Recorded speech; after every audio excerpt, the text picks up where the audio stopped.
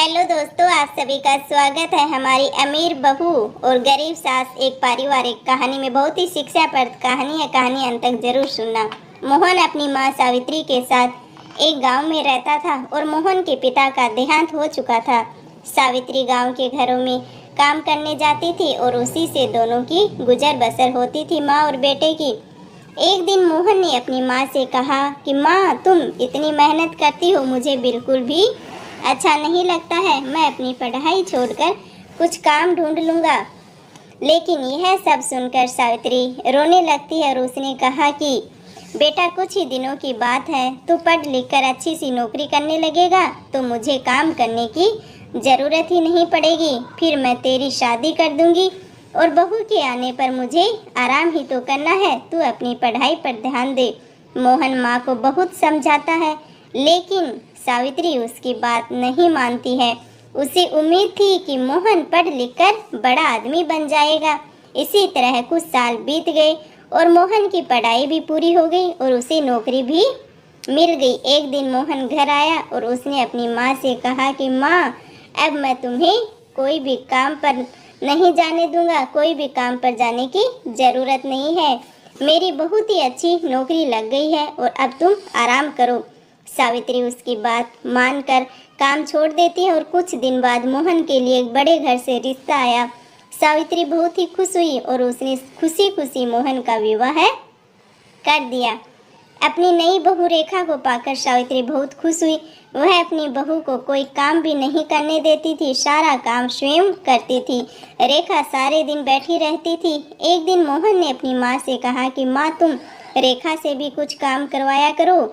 इस उम्र में तुम काम करती हो और रेखा बैठी रहती है। यह सब सुनकर रेखा ने कहा कि मैंने तो माँ जी से कई बार कहा है काम करने के लिए, लेकिन ये सब अपने आप करना चाहती है, मुझे करने ही नहीं देती है। मोहन के कहने पर रेखा अगले दिन से सावित्री के साथ घर के काम करने लग गई और कुछ दिन बाद सावित्री की तबीयत खराब रहने लग गई। अब सारा काम रेखा को ही करना पड़ता था। कुछ दिन बाद रेखा का स्वभाव बदलने लगा। वह अब सावित्री से बात भी नहीं करती थी। एक दिन सावित्री ने पूछा कि बहू, क्या बात है, तू मेरे से बात नहीं करती है? तब रेखा ने कहा, आपको पता है मैं कितने बड़े घर से आई हूँ और कितनी पढ़ी लिखी हूँ। तुम लोगों ने तो मुझे नौकरानी ही बना दिया है यहाँ पर। यह सब सुनकर सावित्री ने कहा कि बहू, कुछ दिन की ही तो बात है, मैं ठीक हो जाऊंगी, उसके बाद मैं सारा काम कर लूँगी। लेकिन अभी तो मैं बिस्तर से उठ भी नहीं पा रही हूँ, काम कैसे करूँ? तब रेखा बोली, हाँ हाँ हाँ, यह सब तो बहाने हैं, मैं खूब समझती हूँ। मैंने कुछ काम करना शुरू किया तो आपने सारा काम मेरे ऊपर ही डाल दिया। यह कहकर रेखा अपने कमरे में चली गई और उस दिन उसने खाना भी नहीं बनाया। शाम को जब मोहन घर आया तब रेखा ने कहा, सुनो जी, मैं इतना काम नहीं कर सकती, इसलिए मैं अपने पिता के घर जाकर रह लूँगी। तुम्हें अपनी माँ की सेवा करनी है तो करो, मुझसे तो यह सब नहीं होगा। यह सारी बातें सुनकर मोहन गुस्से में बोला, मैंने शादी अपनी माँ को आराम देने के लिए ही की थी। अगर तुम घर का काम नहीं करोगी तो माँ इस बीमारी में कैसे काम करेगी? यह सुनकर रेखा गुस्से में अपने घर जाने के लिए चल देती है। तभी सावित्री ने उसे रोका और कहा कि बहू, इस घर को छोड़कर मत जाओ, मैं सारा काम कर लूँगी। रेखा फिर भी नहीं मानती है और अपने पिता के घर चली जाती है। उसके जाने के बाद सावित्री रोती रहती है। मोहन कहता है कि माँ, तुम क्यों रो रही हो? उसका गुस्सा कम होगा तो वह आ जाएगी। यह सुनकर सावित्री कहती है कि बेटा, तू अभी उसे लेकर आ और जब तक वह नहीं आए तू भी उसके साथ ही रहना। मोहन कहता है कि माँ, मैं तुम्हें इस हाल में छोड़कर कैसे जा सकता हूँ? लेकिन सावित्री कहती है, तुझे मेरी कसम, नहीं तो मैं अन्न जल त्याग दूंगी और मर जाऊंगी। सावित्री की जिद के आगे मोहन हार जाता है और रेखा को लेने उसके घर पहुंच जाता है। वह रेखा को बहुत मनाता है लेकिन वह नहीं मानती है। रेखा उससे कहती है कि हम अलग घर लेकर रहते हैं, तुम अपनी माँ को हर महीने कुछ पैसे भेज देना। मोहन बेमन से उसकी सारी बातें मान लेता है और रेखा के साथ अलग मकान में रहने लगता है। उधर सावित्री अकेली रह जाती है और वह अकेले में बैठी बैठी अपने मोहन को याद करके रोती ही रहती है बस। एक दिन सावित्री के घर पर कोई दरवाजा खटखटाता है। सावित्री दरवाजा खोलती है तो देखती है सामने रेखा का भाई राजेश और उसकी पत्नी दोनों साथ में खड़े थे। वे दोनों अंदर आकर सावित्री से पूछते हैं, माँ जी दीदी कहाँ है? सावित्री जी ने उसे सारी बात बता देती है। यह सब सुनकर राजेश कहता, माँ जी मैं सोच भी नहीं सकता था कि मेरी बहन ऐसा करेगी। मैं तो अपनी पत्नी के साथ शहर में रहता हूँ।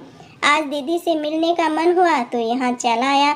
इतनी बड़ी बात मेरे माता पिता ने भी मुझे नहीं बताई। यह कहकर वह चला जाता है। कुछ दिन बाद रेखा अपने पिता के घर जाती है। वहाँ उसे राजेश और उसकी पत्नी मिलती है। रेखा अपने भाई भाभी को देखकर बहुत ही खुश होती है और कहती है कि भैया आप कब आए? मुझसे मिलने क्यों नहीं आए? और माँ पिताजी कहाँ है? तब राजेश ने कहा, मेरी पत्नी माँ और पिताजी के साथ नहीं रहना चाहती थी, इसलिए मैंने उन दोनों को घर से निकाल दिया है। और तू भी अब कभी यहाँ मत आना। यह सुनकर रेखा के तो होश ही उड़ जाते हैं। वह रोने लगती और कहती है, भैया आप मुझे इतना प्यार करते थे, अब कैसे बातें कर रही हो? ये सारी बातें इस उम्र में माँ पिताजी कहाँ जाएंगे? आप उनके साथ ऐसा कैसे कर सकते हो? लेकिन तब राजेश कहता है कि जब तूने अपनी सास के साथ ऐसा कर सकती है तो मैं क्यों नहीं कर सकता? मैं भी तो तेरा ही भाई हूँ आखिर। यह सुनकर रेखा को अपने किए पर बहुत ही पछतावा होता है और वह भागकर अपने घर पहुँच जाती है और मोहन के पैरों में गिर जाती है।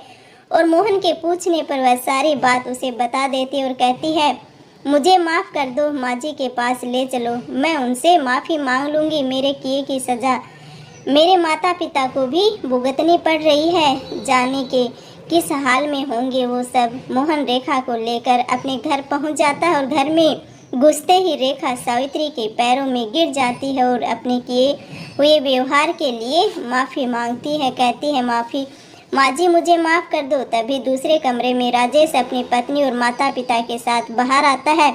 उन्हें देखकर रेखा रोने लगती है। तब राजेश उसे बताता है कि उसने माता पिता को छुपा दिया था ताकि तुझे तेरी गलती का एहसास हो सके। राजेश के माता पिता भी सावित्री से माफ़ी मांगते हैं अपनी बेटी के किए हुए पर।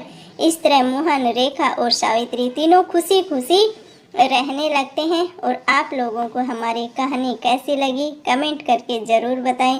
हमारी कहानी अच्छी लगी हो तो लाइक करें और ज़्यादा से ज़्यादा अपने दोस्तों में शेयर करें। हमारी कहानी का उद्देश्य किसी को ठेस पहुंचाना नहीं है।